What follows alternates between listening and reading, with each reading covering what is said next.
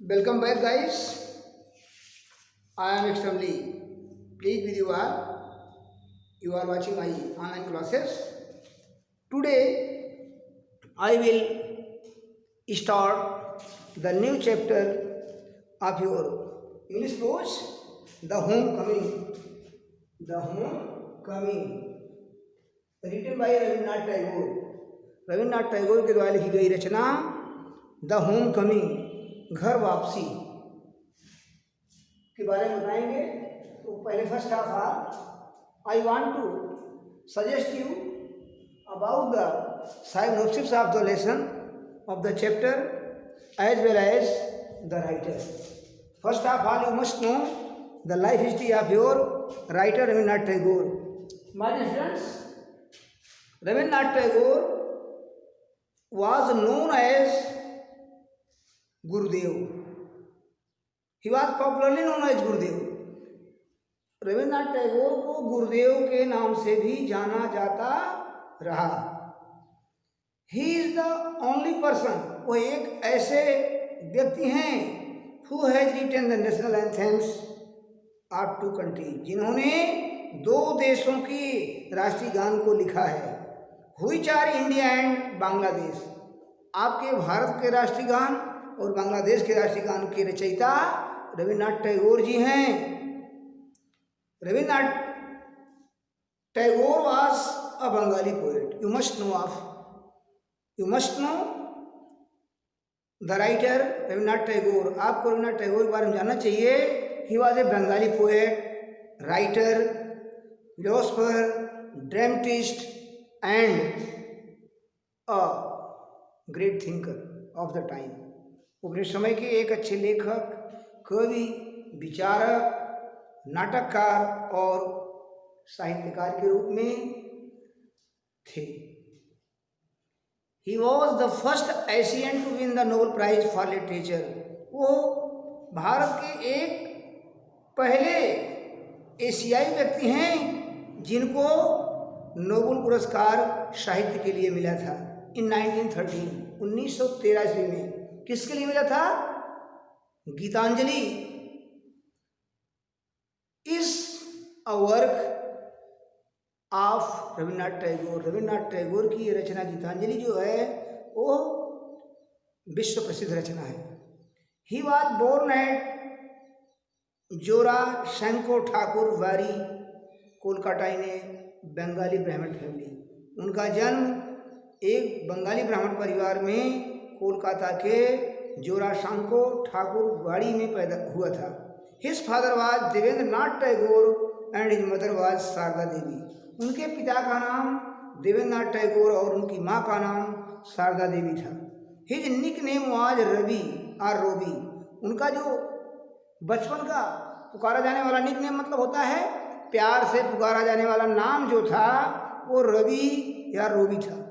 He was the youngest of his parents 14 children. वो अपने माता पिता के 14 संतानों में सबसे छोटी संतान थे।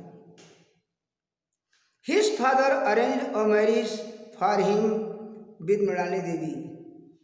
उनके पिताजी ने उनका विवाह मृणालिनी देवी नाम की a girl just 10 years old, सिर्फ मात्र 10 वर्षों की बालिका के साथ तय कर दिया। This child marriage to place on 9 दिसंबर 1883। उनकी शादी 9 दिसंबर 1883 को हुई। तो my dear students, gradually Rabindranath Tagore got name fame from the men, women and all over the world. उनको लोगों के द्वारा, स्त्रियों पुरुषों द्वारा ये जो है नाम मिली, कीर्ति मिली, पूरे विश्व में कीर्ति मिली। और ही wrote his first poem when he was only 8 years old. वो 8 वर्ष की उम्र में अपनी पहली कविता का श्री गणेश किया अर्थात लिखा।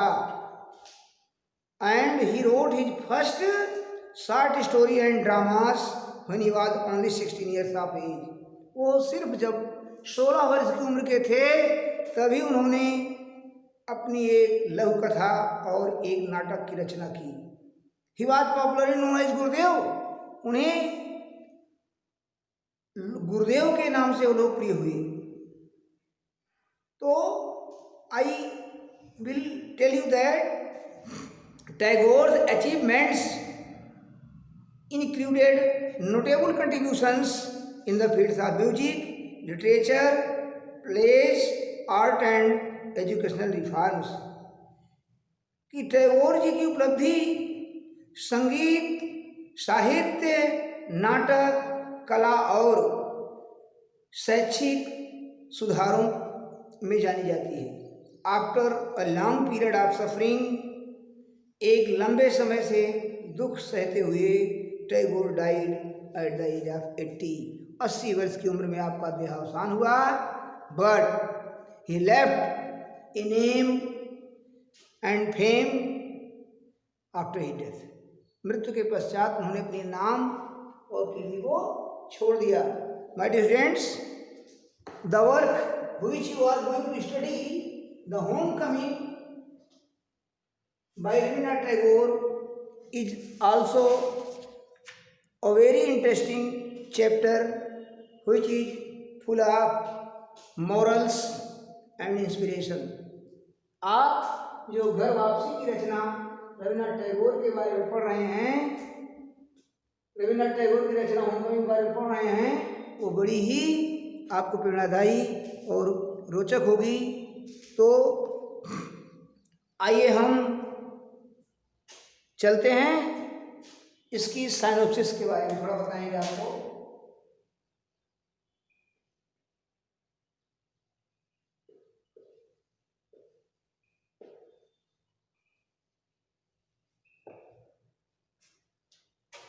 इस पाठ की जो कथा वस्तु है, विषय वस्तु है, थोड़ा सा जान लें।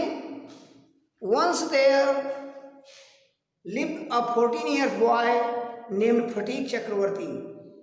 एक बार एक 14 वर्षीय फटीक नाम का फटीक चक्रवर्ती नाम का लड़का था।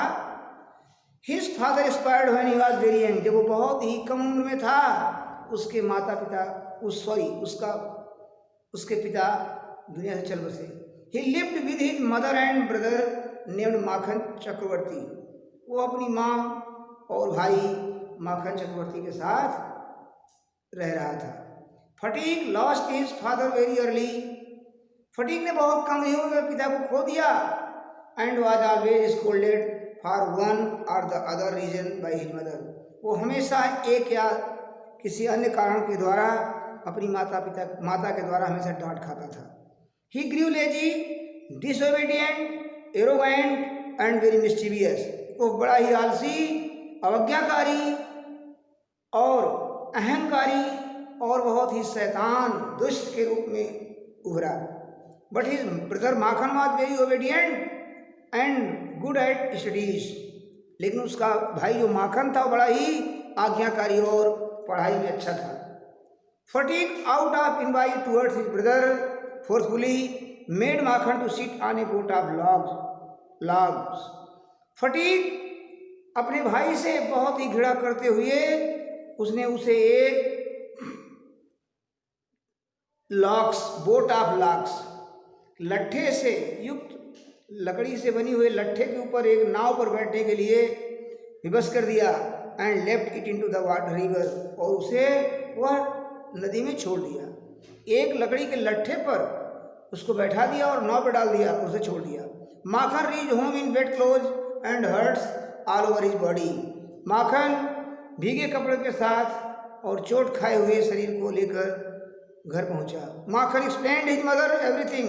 माखन ने अपनी माँ को सब कुछ बता दिया। मीनवाइल इसी बीच Phatik's teacher complaint regarding his grades. इसी दौरान फटीक के शिक्षक उसके कार्यों के बारे में शिकायत देते हुए आए।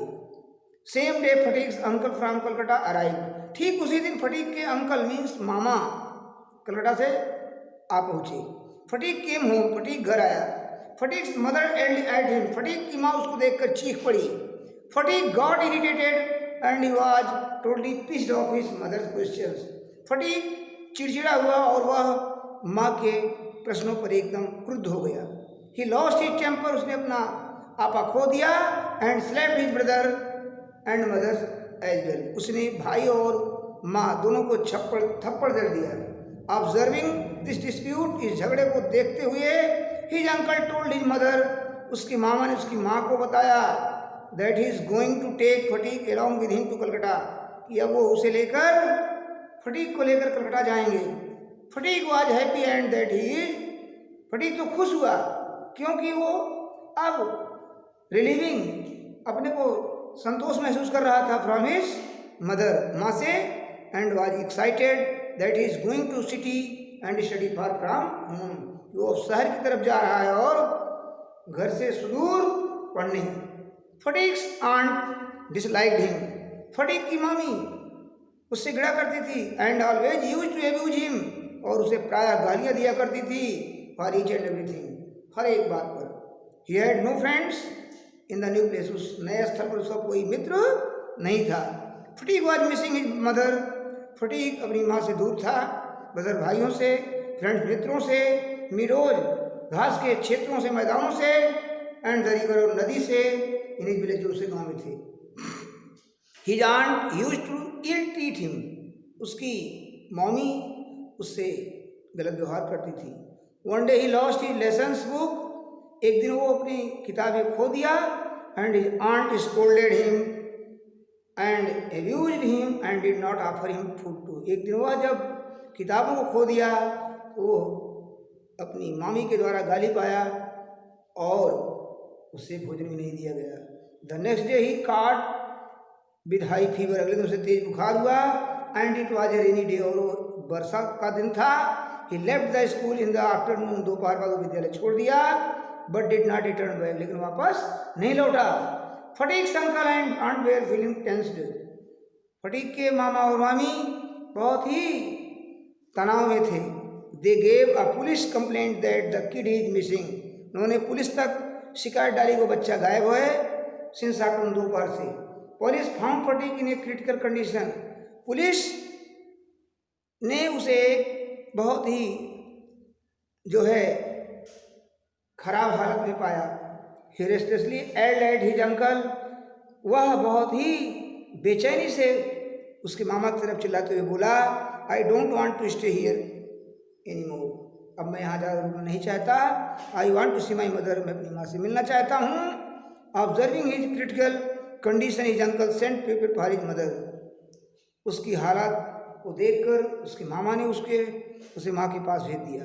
फटीक्स mother immediately reached the place, Phatik की माँ जल्दी ही घर आई। Phatik listening to his mother's voice opened his eye, Phatik ने अपनी माँ की आवाज़ को सुनते हुए उसने आंखें खोली। एंड अटर्ड ए वर्ड, और एक ही बात कहा, mother the holidays have come, माँ छुट्टियाँ आ गई हैं। तो students, I will visit you in the next video.